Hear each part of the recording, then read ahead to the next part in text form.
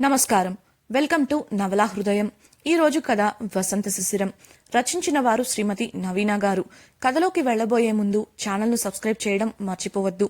ఇక కథలోకి వెళ్ళిపోదాం. పబ్బు నుండి బయలుదేరుతున్న ఉషను ఒక చీకటి సందులోకి తీసుకెళ్లిన విహాన్ ఆమెను తన సొంతం చేసుకునే సమయానికి ఆ సందులోకి వస్తుంది ఒక కార్. ఆ కార్ వెళ్లిపోయాక తన పని మళ్లీ కొనసాగిద్దాం అనుకున్న విహాన్ ఉష పక్కనే నిలబడి ఫోన్లో ఏవో రీల్స్ చూస్తుండగా ఆ కార్ నేరుగా వచ్చి వాళ్ల ముందే ఆగింది. దాంతో అతడు నిరాశ చెందగా ఆ కార్ నుండి ఒక వ్యక్తి దిగి ఉష దగ్గరకు వెళ్లి ఆమె చేయి పట్టుకొని ఉష పద అని అన్నాడు. ఆ వ్యక్తి హుడీ ధరించి ఉండటం మరియు ఆ ప్రాంతం చీకటిగా ఉండటంతో అది ఎవరో అర్థం కాలేదు విహాన్కు. కనీసం ఆడో మగో కూడా తెలియడం లేదు. ఎవరు నువ్వు అని ఆ వ్యక్తి చేయి పట్టుకొని విహాన్ విసుగ్గా అడగగా ఐఎమ్ ఉషాస్ కజిన్ అని కరుకుగా వచ్చింది ఆ వ్యక్తి సమాధానం. వచ్చింది ఆడపిల్ల అయితే ఫ్లర్ట్ చేసి బుట్టలో వేసుకుందాం అని, మగవాళ్ళైతే పబ్లోకి మందుకు పిలుద్దాం అని అనుకున్నాడు. కానీ ఆ వ్యక్తి స్వరం కూడా ఆడో మగో నిర్ధారించుకోలేని విధంగా ఉంది. ఆ వ్యక్తి కజిన్ అని చెప్పడంతో పాటు ఇంతకుముందు ఉషా కూడా తన కజిన్ వస్తారు అని అనడం గుర్తుకు వచ్చిన విహాన్ ఎదురు చెప్పలేదు. ఉషను ఆ వ్యక్తి జాగ్రత్తగా తీసుకెళ్లి ఫ్రంట్ సీట్లో కూర్చోపెట్టి తాను కూడా ఎక్కి రయ్యమంటూ కార్ను మెయిన్ రోడ్ వైపు తిప్పాడు. అంత మంచి అవకాశం కోల్పోయినందుకు కోపంగా అసహనంగా కదిలాడు విహాన్. నోటి వరకు వచ్చిన భోజనాన్ని కాకి పట్టుకుపోయినట్లయింది అతని పరిస్థితి. ఇక అక్కడ ఉండి లాభం లేదనుకొని విసుగ్గా మళ్లీ పబ్లోకి వెళ్ళిపోయాడు. ఆ విసుగులో డ్రింక్ తీసుకొని తాగుతుంటే కాస్త దూరంలో అతన్నే కొరుకు తినాలన్నట్లు చూస్తూ ఉంది ఒక అమ్మాయి. అసలే క్రీడాకారుడు కావడంతో అతడి దృఢమైన ఆకారానికి, స్వతహాగా ఏసీల్లో పుట్టి పెరగడం వల్ల అట్రాక్టివ్గా ఉన్న అతడి అందానికి పడిపోయింది. విహాన్ కూడా ఆమెను చూసి చిన్నగా నవ్వగా మెల్లిగా లేచి దగ్గరకు వచ్చింది ఆ అమ్మాయి. అతడి పక్కనే కూర్చుంటూ హాయ్ హ్యాండ్సమ్, నా పేరు పూజ అంటూ షేక్ హ్యాండ్ ఇవ్వగా ఆమె చేతిని అందుకున్న విహాన్ కైపుగా చూస్తూ ఆమె చేతిపై ముద్దు పెట్టాడు. తనను తాను పరిచయం చేసుకొని ఆమెతో పులిహోర కలపడం మొదలుపెట్టాడు. కాసేపటికి ఇద్దరూ కలిసి పబ్లో ఉన్న ఒక ప్రైవేట్ ఏరియాకు వెళ్ళగా కసిగా ఆమెను మీదికి లాక్కున్నాడు విహాన్. ఆమె కూడా అతనికి సహకరించగా ముద్దులు పెడుతూ హత్తుకుంటున్నారు ఇద్దరు. అలా చేస్తూ కళ్ళు మూసుకున్న ప్రతిసారి అతడికి ఉషతో తాను చేసిందే గుర్తుకు రాగా తల విదుల్చుకొని అలానే నిలబడిపోయాడు. అతడు అలా ఆగిపోవడంతో ఏంటి హ్యాండ్సమ్ ఏమైంది హస్కీగా అంటూ పూజ అతని ముఖాన్ని చూపుడు వేలుతో తడుముతుంటే ఉషను మర్చిపోయి మళ్లీ ఆమెను అల్లుకున్నాడు విహాన్. ఎంతలా ఉషను ఆమెతో గడిపిన సమయాన్ని మర్చిపోవాలనుకున్నా ప్రతిక్షణం అవే కళ్ల ముందు కదులుతుంటే డిస్ట్రాక్ట్ అయ్యాడు మళ్ళీ. అతనిలా ప్రతిసారి డిస్ట్రాక్ట్ అయ్యి చేస్తున్న పనిని ఆపేయడం చూసిన పూజ విసుగ్గా అతన్ని నెట్టేసి కోపంగా గో టు హెల్ అని చెప్పేసి వెళ్ళిపోయింది. ఈగోకి బ్రాండ్ అంబాసిడర్ అయిన తనని ఇలా ఒక అమ్మాయి తిట్టేసి వెళ్లడం నచ్చని విహాన్ ఉష వల్లే ఇలా జరిగిందని కోపంగా పిడికిలు బిగించి అక్కడి నుంచి వెళ్ళిపోయాడు. ప్రేమ నివాసం. ఉమతో ఫోన్ మాట్లాడడం అయ్యేసరికి రాత్రి 11:30 కావడంతో ఫోన్ తీసుకొని మెల్లిగా తన గది నుండి బయటకు వచ్చింది శిశిర. మెల్లిగా పిల్లిలా అడుగులో అడుగు వేసుకుంటూ మెట్లు దిగి చుట్టూ ఎవరూ లేరని గమనించి తాను వెళ్లాలనుకున్న గదిలోకి వెళ్ళిపోయింది. లైట్ వేస్తే ఎవరికైనా తెలుస్తుందని తన ఫోన్ టార్చ్ పెట్టుకొని అరమర దగ్గరకు వెళ్ళింది. తనకు కావాల్సిన వస్తువు కోసం వెతుకుతుంటే ఎంతకీ అది కనబడలేదు. దాంతో ఇక్కడే కదా చూశాను, ఏమైపోయింది అని మునివేళ్లపై నిలబడి అరమర అంతా జల్లెడ పట్టగా 15 నిమిషాల తర్వాత ఆ వస్తువు దొరకగా ఆమె ముఖం సంతోషంతో వికసించింది. వెంటనే దాన్ని అందుకొని తన వెనుక దాచిపెట్టుకుంటూ ఎలా అయితే వచ్చిందో అలానే పిల్లిలా అక్కడి నుండి తన గదికి వెళ్ళి అమ్మయ్యా, నా పని పూర్తయ్యాక తిరిగి ఎవరికీ తెలియకుండా మళ్ళీ అక్కడే పెట్టేస్తాను, నాకు కావలసిన ఇన్ఫర్మేషన్ చూసి పంపించేస్తే ఒక పని అయిపోతుంది అని అనుకుంటూ తలుపు వేసేసింది. కానీ తనకు తెలియదు తాను చేసిన ఈ పని వల్ల ఎంత పెద్ద సమస్యలో ఇరుక్కుంటుందో అని. వైజాగ్ హార్బర్లోని కంటైనర్ స్టోరేజ్ మధ్య ఉన్న భూపతి అడ్డాలో భూపతితో కలిసి మందు కొడుతూ ఉన్నాడు జయరాం. రాత్రి సమయం కావడంతో అక్కడక్కడ మాత్రమే లైట్లుండి చీకటిగా ఉంది. ఆ ప్రదేశంలో భూపతి చెప్పిందే హవా కావడంతో ఏ విధమైన భయం లేకుండా వారి ఎదురుగా క్యాంప్ ఫైర్ వెలుగులో నాట్యం చేస్తున్న అమ్మాయిలను కైపుగా చూస్తూ చికెన్ ముక్కలు లాగిస్తున్నాడు జయరాం. వసంత్పై దాడి చేశాక తన మనుషుల నుండి ఎటువంటి సమాచారం రాకపోయేసరికి మరో ఆలోచన లేకుండా నేరుగా భూపతి దగ్గరకు వెళ్ళిపోయాడతడు. ఆ సమయంలో ఏదైనా సమస్య వస్తే కాపాడగలిగేది అతడు మాత్రమే అన్న నమ్మకంతో ధీమాగా కూర్చుని భూపతికి చీర్స్ కొడుతున్నాడు. భూపతి దందాలో దిగినప్పటి నుండి జయరాం అతడికి బాగా తెలుసు. చాలా పనులు కలిసే చేస్తారు. భూపతి కూడా నమ్మకంగా జయరాంకు పనులు అప్పచెప్పగా వాటిని సవ్యంగా సకాలంలో పూర్తి చేసేవాడు జయరాం. మందు తాగుతున్న జయరాంకు మెల్లిగా మత్తు ఎక్కసాగింది. ఇంతలో బల్లపై ఉన్న సీసాలోని మందు అయిపోవడంతో పనివాడు మరో 2 కొత్త బాటిళ్లను తీసుకొచ్చి పెట్టాడు. కళ్ల ముందు అందమైన ఆడపిల్లల హొయ్యలు చూస్తున్న జయరాం ఒక బాటిల్ చేతికి తీసుకొని తెరిచి తాగుతూ ఆ అమ్మాయిల మధ్యకు వెళ్ళి రెచ్చిపోయి చిందేస్తూ ఉన్నాడు. కానీ ఆ చుట్టుపక్కల నుండి కొన్ని కళ్ళు అతడిని గమనిస్తున్నాయన్న విషయాన్ని గ్రహించలేదతడు. అతడే కాదు, భూపతి మరియు అతడి మనుషులు కూడా అది చూసుకోలేకపోయారు. క్యాంప్ ఫైర్ వెలుగులో మందు తాగుతూ అమ్మాయిలతో చిందేస్తున్న అతడు కాసేపటికి పూర్తిగా మైకంలోకి వెళ్ళిపోయాడు. దాంతో భూపతి తన మనుషులను పిలిచి తీసుకెళ్లి గదిలో వదిలిరండి, అసలే రా కొట్టేశాడు అని అనడంతో ఇద్దరు వచ్చి అతడిని చెరోవైపు పట్టుకొని ఒక కంటైనర్ వైపు తీసుకెళ్లారు. నిజానికి భూపతి తన అడ్డాగా 2 కంటైనర్లను తనకు అనుగుణంగా గదులలా మార్చి పెట్టుకున్నాడు. అందులో ఒక దానిలోనే ఇప్పుడు భూపతి మనుషులు జయరాంను తీసుకెళ్లి పడుకోబెట్టారు. రాత్రంతా తాగి అర్ధరాత్రి ఎప్పుడో నిద్రలోకి జారుకున్నారు అంతా. ప్రేమ నివాసం. తెల్లవారింది. గదిలో మంచంపై మత్తుగా పడుకున్న శశిర గడియారంలో అలారం కొట్టడంతో అయిష్టంగానే లేచి దానిని ఆపేసింది. రాత్రి ఆలస్యంగా పడుకోవడం వల్ల ఆమెకిప్పుడు కళ్ళు తెరుపుడు పట్టం లేదు. ఎలాగూ తన గదే కావడంతో తెరిచి తెరవకుండా ఉన్న కళ్ళతోనే చూసుకుంటూ ఆవలిస్తూ బాత్రూంలోకి వెళ్ళింది ఆమె.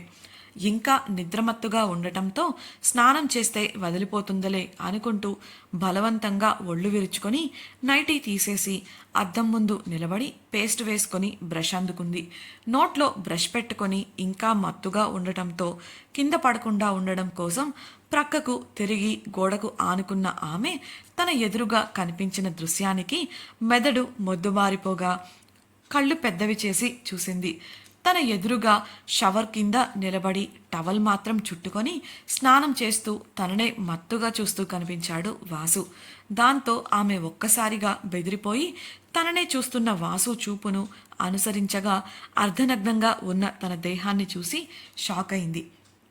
వెంటనే భయం ఇంకా సిగ్గు తన్నుకురాగా చేతులు ఎదకు కప్పుకుంటూ శరవేగంగా బాత్రూం నుండి బయటకు వచ్చేసింది. ఆ క్షణం ఆమె మెదడు సరిగ్గా పనిచేయడమే లేదు. వాసుగారి గదిలో పడుకుంటూ కూడా ఎందుకే ఇంత నిర్లక్ష్యంగా ఉంటున్నావు ఛీ అనుకుంటూ తన దేహాన్ని కప్పుకోవడం కోసం చుట్టూ చూడగా అది తన గదే అని అర్థమైంది. ఇది నా గదే కదా, మరి వాసుగారు ఎందుకు ఇక్కడికి వచ్చి స్నానం చేస్తున్నారు? అయినా ఒక మాట చెప్పాలని కూడా లేదా అని విసుక్కుంటూ కబోర్డ్ నుండి ఒక డ్రెస్ తీసుకొని వేసుకుంది. అతడు బయటకు వచ్చేసరికి అతడి కంట అస్సలు పడకూడదు అని వేగంగా గది బయటకు వెళ్ళిపోయి వంటగదికి చేరుకుంది. మరోపక్క శిశిరను అలా చూసిన వాసు పరిస్థితి మరీ వేడిగా ఉంది. ఆమెను అనుకోకుండా అలా చూడటంతో మనసు గతి తప్పి హృదయం కొట్టుకునే వేగం పెరిగింది. వెంటనే చన్నీటిని తిప్పి కాసేపు దానిలోనే తడిచాడు. ఆ తర్వాత తుడుచుకొని డ్రెస్ వేసుకొని బయటకు వచ్చేసరికి ఖాళీ గది అతనికి దర్శనమిచ్చింది. బాల్కనీలో కూడా లేకపోవడంతో ఎక్కడికెళ్ళిందా అనుకుంటూ తన గదికి వెళ్ళిన అతడు ఏదో ఫోన్ కాల్ రావడంతో మాట్లాడటంలో మునిగిపోయాడు. వాసు కిందికి వచ్చి తన గదికి వెళ్లడం చూసిన శిశిర అతని ఎదురు పడకూడదు అనుకుంది. అందుకోసం పని మనిషి చేత అతనికి కాఫీ పంపింది. అతనికి బ్రేక్ఫాస్ట్ అప్పటికే సిద్ధం చేసి వాసుకు వడ్డించమని నిర్మలకు చెప్పి వేగంగా తన గదిలోకి పారిపోయింది. అక్కడకు వెళ్ళిన ఆమెకు పదే పదే జరిగిన విషయమే గుర్తుకొస్తుంటే సిగ్గుతో దుప్పట్లో దూరిపోయి గింజుకుంటుంది. కాసేపటికి లేచి బాత్రూంలోకి చేరిపోయింది. ఇదిలా ఉంటే కాఫీ తీసుకొచ్చిన పని మనిషిని చూసిన వాసు శిశిర గురించి అడగగా శిశిరనే కాఫీ పంపిందని చెప్పాడు అతడు. బ్రేక్ఫాస్ట్ సిద్ధంగా ఉంది అని చెప్పి అతడు వెళ్ళిపోగా కాసేపటికి బయటకు వెళ్ళిన అతడికి డైనింగ్ టేబుల్ దగ్గర తన కోసం ఎదురు చూస్తూ కనిపించింది నిర్మల. అక్కడితో శిశిర కావాలని ఉదయం జరిగిన దానికి తనను అవాయిడ్ చేస్తుందని అర్థం చేసుకున్న వాసు పెదవులపై నవ్వు చేరింది. మనసులో ఇంకా ఎంతసేపు ఇలానే చేస్తావో చూస్తాను అని అనుకుని నిట్టూర్చాడు. బ్రేక్ఫాస్ట్ చేసేసి ఆ రోజు కూడా తనకు ఆఫీస్కి వెళ్లే ఉద్దేశం లేకపోవడంతో ఇంట్లో ఉండే పని చేసుకుంటున్నాడు. బ్రేక్ఫాస్ట్ కోసం తన గది నుండి బయటకు వచ్చిన శిశిర మెట్లపైన ఉండే వాసు కోసం క్రిందికి చూసింది. ఎక్కడా అతడి జాడ లేకపోవడంతో నిట్టూర్చి క్రిందికి దిగి వచ్చి టిఫిన్ చేసింది. ఉదయం జరిగిన సంఘటన తర్వాత అతడి ముందుకు వెళ్లాలంటేనే ఆమెకు సిగ్గుగాను ఇబ్బందిగాను ఉంది. ఈ సమయంలో తను అతడికి ఎదురుపడటం కూడా సరికాదని అనుకుంటోంది. అందుకే అతడిని తప్పించుకొని తిరగాలని నిర్ణయించుకుంది. టిఫిన్ చేయడం అవ్వగానే తన గదికి వెళ్ళిపోయిన ఆమెకు ఎంతసేపటికి పుస్తకాలపైకి దృష్టి మరలలేదు. రాత్రి బాగా తాగి పడుకున్నారు భూపతి మనుషులు. తాగిన చోటే కిందికి వాలిపోయి పడుకున్న వారిలో తెల్లవారడంతో ఒకడికి మెలకువ వచ్చి లేచాడు. చుట్టూ పరిసరాలను చూస్తుండగా వాడికి అక్కడ ఏదో దృశ్యం కనబడి కంగారుగా మిగతా వాళ్లను లేపాడు. వాళ్లు కూడా కంగారు మరియు భయం కలగలిపిన ముఖాలతో చుట్టుపక్కల అంతా చూశారు. వెంటనే అన్నా అనుకుంటూ భూపతి దగ్గరకు పరుగు తీశారు. కంటైనర్లో నిద్రపోతూ ఉన్న జయరాంకు అప్పుడప్పుడే తాగింది దిగుతూ మెలకువ రాసాగింది. తాగుడు కారణంగా హ్యాంగోవర్ వల్ల తల అంతా పట్టేసినట్లయి భారంగా లేచి నిలబడ్డాడు. మత్తు ఇంకా తగ్గని కారణంగా గాలిలో తూగుతున్నట్లు తేలుతున్నట్లు అడుగులో అడుగు వేసుకుంటూ వచ్చి లోపలికి చలి రాకుండా అడ్డు పెట్టిన కర్టన్ పక్కకు తీశాడు. అంతే, ఉన్న మత్తు దిగి మెదడు మొద్దుబారిపోయింది. అసలు ఏం జరిగిందో అర్థం కాక భూపతన్నా అంటూ కేకలు పెట్టసాగాడు.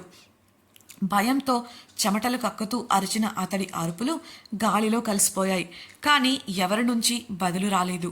గబాలున ఫోన్ జ్ఞాపకం వచ్చి ఫోన్ కోసం వెతకగా దొరకలేదు. ఒకవేళ కల కాని కనడం లేదు కదా అనుకుంటూ తనను తానే గిల్లుకున్నాడు.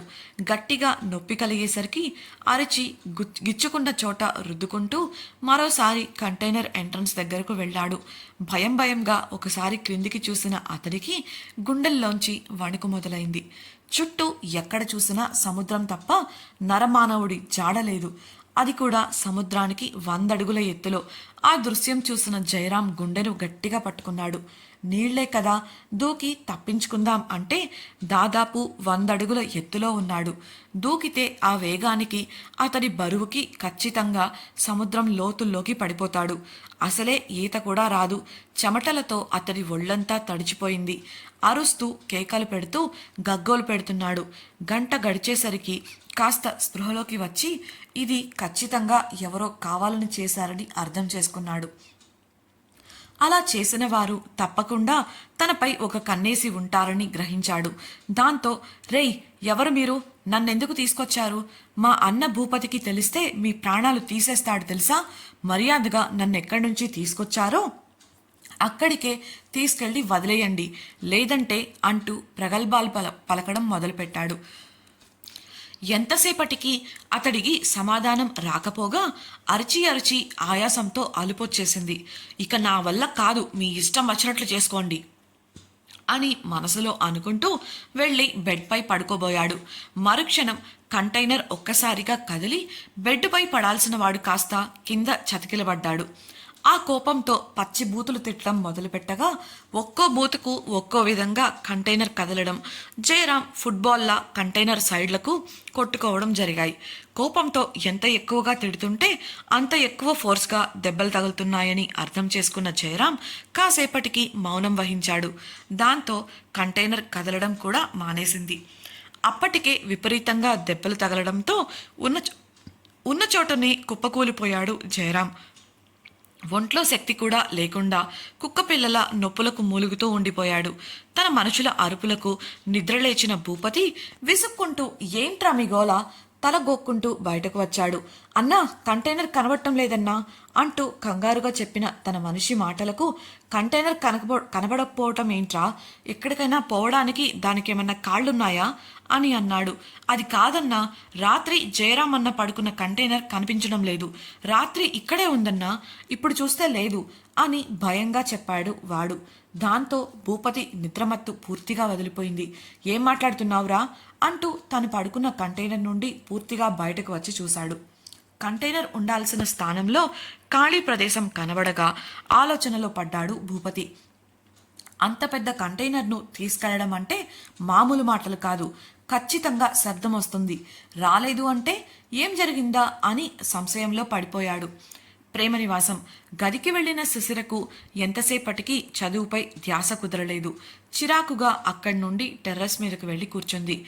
వాతావరణం చల్లగా ఉండటం గమనించి టెర్రస్ పైన ఉన్న పిట్టగోడపై కూర్చొని చుట్టూ ఉన్న అందమైన పరిసరాలను గమనించడం మొదలుపెట్టింది. ఆ పరిసరాలను చూస్తున్న ఆమెకు సమయం గడిచేది కూడా తెలియలేదు. కొంతసేపటి తర్వాత గాలిలో ఎక్కడి నుండో సిగరెట్ ఘాటైన వాసన గుప్పుమని తగలడంతో దగ్గుతూ గాలిలోనే చేతులు ఆడిస్తూ ఊపిరి తీసుకోవడానికి ఇబ్బంది పడింది. వెంటనే ముక్కుకు చున్నీ అడ్డు పెట్టుకొని ఆ సిగరెట్టు పొగ వస్తున్న వైపు చూడగా అది తనకు నేరుగా క్రింద ఉన్న ఫ్లోర్లో నుండి రావటంతో ఆ గోడ దిగి క్రిందికి వంగి చూసింది. ఎవరూ కనిపించలేదు. కానీ లీలగా వాసు స్వరం గంభీరంగా వినిపించగా తనకు నేరుగా క్రింది ఉంది వాసు గది అని రియలైజ్ అయింది ఆమె. వాసు మాటలను బట్టి అతడు ఎవరితోనో చాలా కోపంగా మాట్లాడుతున్నాడని అర్థం చేసుకుంది శిశిర. దాంతోపాటు అతడు ఏదో టెన్షన్లో ఉన్నాడని కూడా అర్థమైంది. కానీ అంతలోనే ఇప్పుడిప్పుడే ఆరోగ్యం బాగవుతుంది అనుకుంటే ఇలా సిగరెట్ తాగడం మంచిది కాదు అని అనుకుంది. వెంటనే వెనక్కి తిరిగి అక్కడి నుండి కదిలింది. అదే సమయంలో క్రింద ఉన్న తన గదిలో బాల్కనీలో నిలబడి సిగరెట్ తాగుతూ ఫోన్లో చాలా కోపంగా వాసు మాట్లాడుతుండగా ఎవరో దగ్గిన శబ్దం వచ్చి చుట్టూ చూశాడు. గార్డెన్లో ఎవరూ కనబడకపోయేసరికి అయోమయంగా చూస్తున్న అతనికి కాస్త దూరంలో బిల్డింగ్ నీడలో డాబా పిట్టగోడపై ఎవరో కూర్చున్నట్లుగా వారి నీడ కనిపించింది. ఈ సమయంలో డాబాపై ఎవరుండుంటారు అనే ఆలోచన వచ్చినప్పటికీ ఫోన్ కాల్లో ఉండటంతో మాట్లాడడం కొనసాగించాడు. ఆ కాల్ అయ్యాక వెళ్ళి చూద్దాం అని అనుకున్నాడు. వాసు గది నుండి సిగరెట్ పొగ రావడం గమనించిన శిశిర వంటగదిలోని ఫ్రిడ్జ్ దగ్గరకు వెళ్ళి తనకు కావాల్సిన దానిని చేతికి తీసుకుంది. వెనుతిరిగి వాసు గది దగ్గరకు వడివడిగా అడుగులు వేయగా గది బయటనే ఆగింది ఆమె నడక. ఇప్పుడు వెళ్ళాలా వద్దా? వెళ్తే అతనున్న టెన్షన్లో ఏదైనా అంటాడేమో అనే భయం కూడా ఉంది. అంతేకాకుండా ఉదయం జరిగిన దానికి ఎలా ప్రతిస్పందిస్తాడో అన్న ఆలోచనలతో సతమతమవుతూ ఆమె పాదాలు ముందుకు వెళ్ళము అని మొరాయిస్తున్నాయి. ఆమె అలా ఆలోచిస్తూ ఉన్న సమయంలోనే వాసు గది తలుపులు తెరుచుకోగా అతడు బయటకు వచ్చాడు. ఎదురుగా ఉన్న శిశిరను చూసి ముందు షాక్ అయినా తర్వాత ఏంటన్నట్లు ముఖం పెట్టాడు. శిశిర తాను వచ్చిన కారణాన్ని వాసుకు చెప్తుందా? ఆమె అనుకున్నట్లు ఏదైనా జరగబోతుందా? భూపతి జయరాం గురించి తెలుసుకుంటాడా? జయరాంను తీసుకెళ్ళింది ఎవరు? తనను తాను కాపాడుకోవడానికి జయరాం ఏం చేస్తాడు? పదే పదే గుర్తొస్తున్న ఉష విషయమై విహాన్ ఎలా స్పందిస్తాడు? తెలుసుకోవాలనుకుంటున్నారా? అయితే ఛానల్ను సబ్స్క్రైబ్ చేసి రాబోయే ఎపిసోడ్స్ని తప్పకుండా వినేయండి. మీకు ఈ వీడియో నచ్చినట్లయితే లైక్ చేసి మీ సన్నిహితులతో పంచుకోండి. మీ అభిప్రాయాలను మాతో షేర్ చేసుకోవడం కోసం కామెంట్ సెక్షన్లో తెలియజేయగలరు. ఇట్లు మీ నవలా హృదయం team. Thank you for listening.